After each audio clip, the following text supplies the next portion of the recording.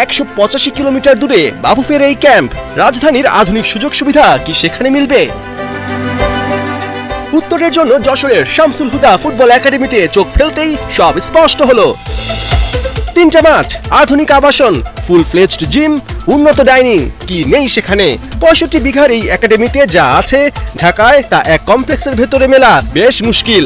আর এই একাডেমি যার, তিনি বাফুফের সহসভাপতি ও ডেভেলপমেন্ট কমিটির চেয়ারম্যান নাসের শাহরিয়ার জাহিদি। যেখানে বিভিন্ন ফেডারেশনের পদ পদবি ব্যক্তি স্বার্থে ব্যবহারের অভিযোগ আছে, সেখানে নাসের শাহরিয়ার জাহিদি নিজের ফ্যাসিলিটি জাতীয় দলকে দিয়েছেন সম্পূর্ণ ফ্রিতে। কিভাবে এলো এই প্ল্যান আর কেমনই বা মিলছে ফিডব্যাক, বাফুফের সহসভাপতি জানিয়েছেন পর্দার আড়ালের সব কথা।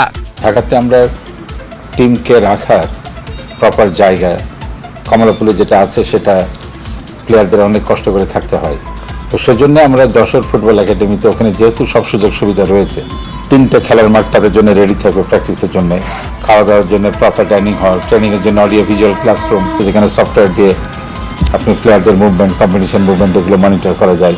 তো সব কিছু মিলে অ্যাজ আই হ্যাভ হার্ড তারা খুশি সোফার 2-3 দিন হলো। তো সাফ অনূর্ধ্ব 19 শেষ নয়, এরপরই শুরু হবে অনূর্ধ্ব 17 দলের ব্যস্ততা, যেখানে বয়স ভিত্তিক এই দল অক্টোবরে সাফ ও নভেম্বরে অংশ নেবে এএফসি এশিয়া কাপে। তাই মে থেকে অক্টোবর পর্যন্ত 5 মাস ব্যাপী যশোরের এই একাডেমিতে ক্যাম্প করবে অনূর্ধ্ব 17 দল। লম্বা সময় শুধু ফুটবলই নয়, থাকবে রিক্রিয়েশনেরও ব্যবস্থা।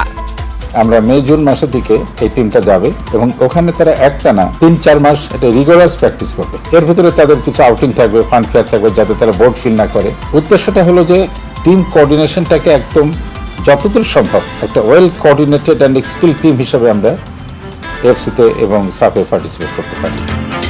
শুধু যশোরই নয়, হামজা আসার পর বাংলাদেশ ফুটবলে যে জোয়ার এসেছে তা দেশব্যাপী ছড়িয়ে দিতে চায় বাফুফে, যার জন্য মাস্টার প্ল্যান করছেন ডেভেলপমেন্ট কমিটির চেয়ারম্যান নাসের শাহরিয়ার জাহিদি। আমরা অত্যন্ত আশাবাদী যে আগামী 2026-এর ভেতরে আমরা অন্তত 8টা বিভাগে 8টা একাডেমি আমরা প্রতিষ্ঠা করার চেষ্টা করব সরকারের সহযোগিতায়।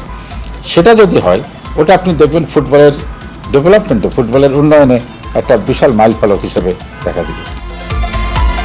বাফুফের দায়িত্ব নেবার পরেই অব্যবস্থাপনার পুরনো মরিচা ঝেড়ে ফেলেছেন তাবিতাওয়াল, যার পরিপ্রেক্ষিতে ফিফার ফাইন্যান্সিয়াল রেস্ট্রিকশন থেকে মুক্তি পাবার পর এবার এএফসি থেকে স্টেডিয়াম প্রজেক্টের আওতায় 4 বছরের জন্য বাফুফে পাচ্ছে $1 মিলিয়ন, যাকে প্রপার ইউটিলাইজ করার জন্য রোডম্যাপ এরই মধ্যে শুরু করেছে নাসের শাহরিয়ার জাহিদির ডেভেলপমেন্ট কমিটি সহ অন্যান্য অংশীদাররা।